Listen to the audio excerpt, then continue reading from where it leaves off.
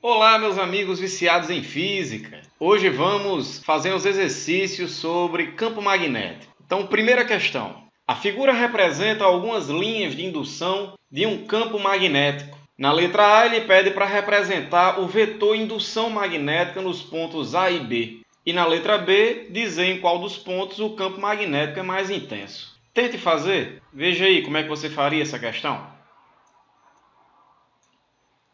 E aí, tudo bem? Conseguiu fazer aí? Vamos ver. Então, na letra A, nós queremos representar o vetor indução magnética. A gente sabe que o vetor campo magnético é representado sempre tangente às linhas de indução, tá? Então, no ponto A, um vetor tangente às linhas vai ser um vetor desse tipo. Esse é o vetor BA, campo magnético no ponto A. E no ponto B a gente vai ter o BB, o campo magnético no ponto B. Então essa é a resposta da letra A. É só desenhar o campo, certo? Lembre-se que o campo magnético é sempre tangente às linhas de indução. Então, na letra B, em qual desses pontos o campo magnético é mais intenso? A gente sabe que o campo é mais forte onde as linhas forem mais densas. Então, como as linhas são mais densas em torno do ponto A, o campo magnético vai ser maior em A do que em B, ok? Então essa é a primeira questão. Questão 2. Na figura, dois ímãs iguais, em forma de anel, são atravessados por um bastão que está preso por uma haste. O bastão e a base são de madeira. Considere que os ímãs se encontram em equilíbrio e que o atrito entre eles e o bastão é desprezível. Nessas condições, o módulo da força que a base exerce sobre o ímã de baixo é. Então é o seguinte, nós temos dois ímãs aí, vamos chamar o de cima de ímã A e o de baixo de ímã B.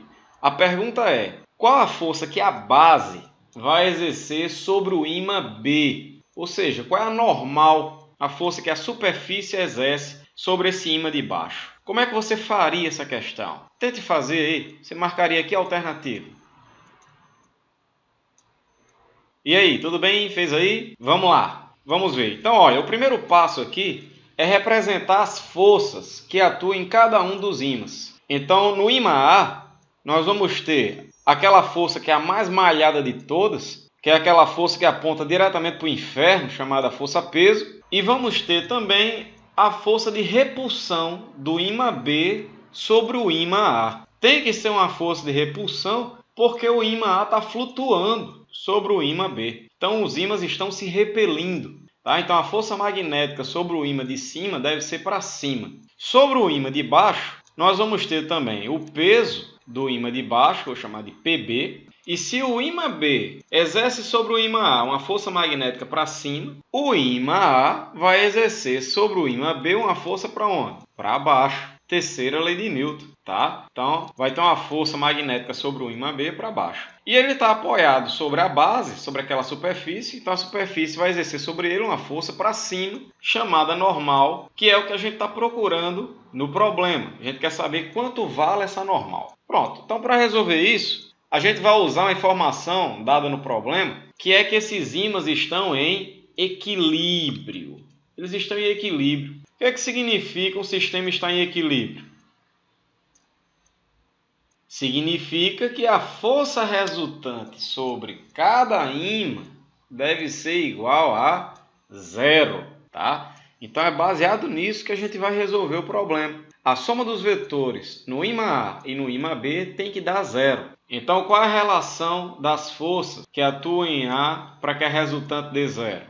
É que a força para baixo tem o mesmo módulo que a força para cima, ok? E sobre o ímã B? Sobre o ímã B, a soma das forças que atuam para baixo tem que ser igual às forças que atuam para cima. Então a normal, que é a única força para cima, tem que ser igual à soma das forças para baixo. PB mais FMB. Isso vai fazer com que a resultante dê zero, ok? E aí a gente vai lembrar que a força magnética em A tem que ter a mesma intensidade que a força magnética em B, né? Por quê? Terceira lei de Newton. A força que A faz em B tem que ter a mesma intensidade da força que B faz em A. Então, se é assim, se as forças magnéticas têm a mesma intensidade, então o FMB tem que ter a mesma intensidade que o FMA que a gente já chegou, que é igual ao peso de A. Então eu vou substituir isso na equação. Vai ficar, no lugar de FmB, é o peso de A. Como os ímãs são idênticos, ele disse na questão que os ímãs são iguais, então os pesos dos ímãs são iguais. Então eu posso chamar cada peso só de P, a gente vai chegar que a normal vai ser P mais P, 2P. Então a normal é igual a 2 vezes o peso do ímã, assim como diz a letra C.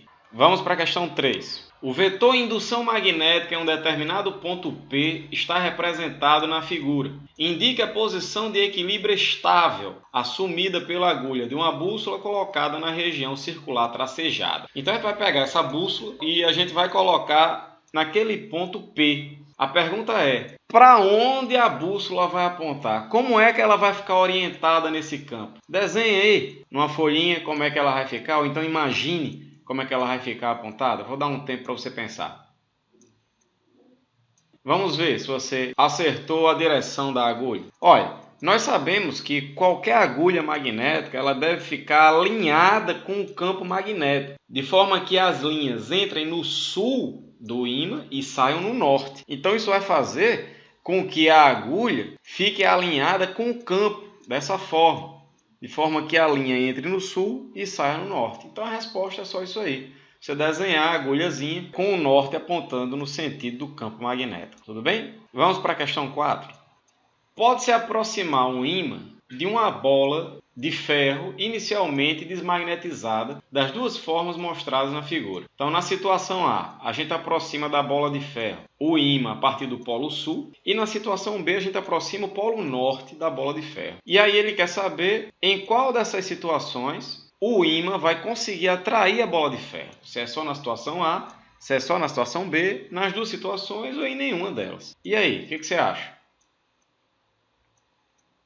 Então vamos lá. Olha, a gente sabe que ao aproximar um ímã de um material ferromagnético, a gente vai fazer com que os seus ímãs elementares se alinhem com o campo externo. Isso é um processo que a gente chama de imantação. A gente vai fazer com que a barra de ferro passe a ter propriedades magnéticas, se transforme num ímã. Então, no caso, como o campo magnético de um ímã entra em seu polo sul, na situação A, ele vai produzir um campo magnético para a esquerda, de forma que esse campo entre no sul magnético. Então, isso vai fazer com que os ímãs elementares da bola de ferro se alinhem nessa direção. Isso vai fazer com que essa bola se transforme num ímã, com o campo entrando de um lado e saindo do outro. Então, se entra do lado direito, esse lado deve ser o seu polo sul. Se sai do seu lado esquerdo, esse lado deve ser o polo norte. Então vai ficar norte com o sul, ocorre uma atração, ok?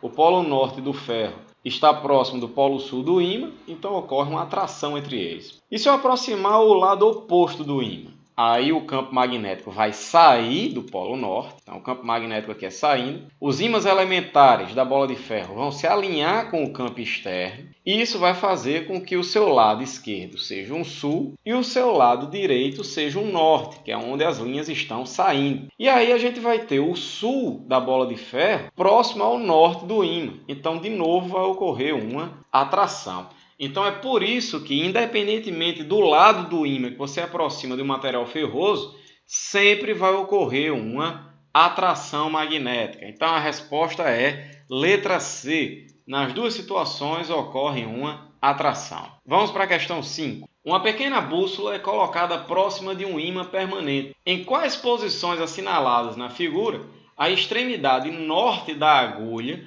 apontará para o alto da página? Então você vai colocar uma agulha magnética em cada uma dessas posições A, B, C e D. E a gente quer saber em qual desses pontos o norte da agulha vai apontar para cima da página. E aí, o que você acha? Em qual desses pontos? E aí, você marcou que alternativa?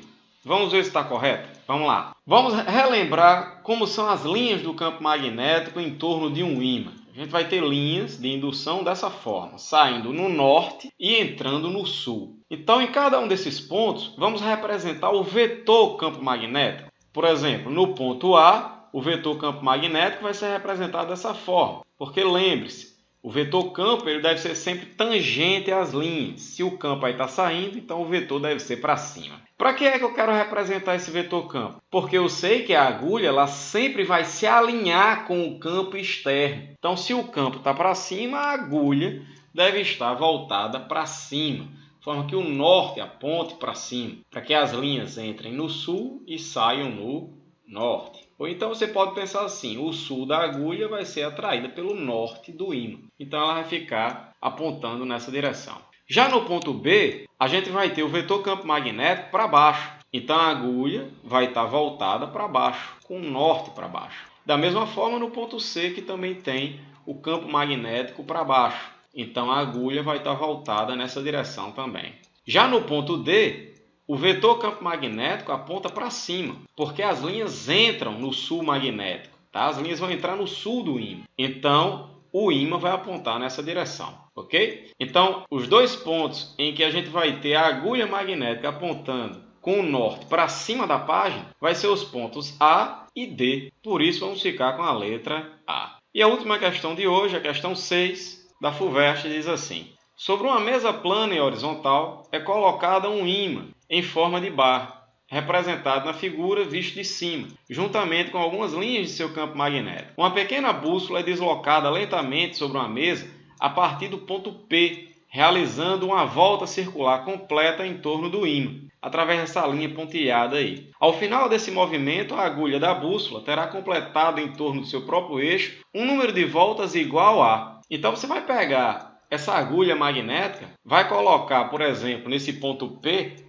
e vai arrastar ao longo da linha pontilhada. À medida que você for arrastando a agulha, ela vai girando, porque ela sempre vai querer se alinhar com o campo do ímã. E aí eu quero saber, depois que ela der uma volta completa, ela voltar ao ponto P de novo, quantas voltas em torno do seu próprio eixo a agulha magnética deu? O que você acha?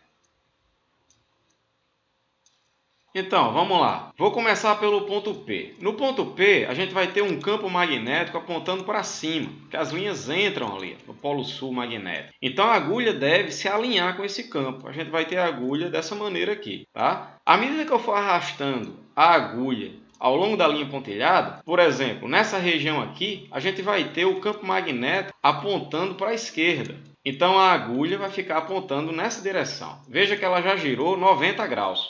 Quando eu afastar a agulha um pouquinho mais para cima, ao longo da linha pontilhada, nessa região aqui o campo magnético vai apontar para baixo. Então a agulha vai apontar para baixo também. Veja que ela já deu meia volta. Aí eu afasto a agulha um pouquinho mais para cima. Aqui o campo magnético é para a direita. Então a agulha vai apontar para a direita. E quando eu chegar lá em cima, quando eu chegar aqui em cima, o campo magnético é para cima, porque as linhas saem no norte. Então a agulha vai apontar para cima. Perceba que é a mesma configuração de quando a agulha está lá embaixo no ponto P. Ou seja, a agulha deu uma volta completa. Aqui ela já deu uma volta. Então quando você terminar de dar uma volta, é de esperar que a agulha dê duas voltas, né? Porque aqui o campo vai ser assim, a agulha vai girar 90 graus. Aqui o campo vai ser para baixo. A agulha vai apontar para baixo. Aqui o campo vai apontar para a direita, a agulha vai ficar assim. E quando eu chegar lá embaixo, a agulha volta. A mesma configuração inicial, ou seja, ela deu duas voltas. Ok? Então, letra D, a gente tem duas voltas completas. Ok, pessoal? Então, se gostou da aula, dê aquele joinha. Não se esqueça de se inscrever em nosso canal. E valeu, viciados em física!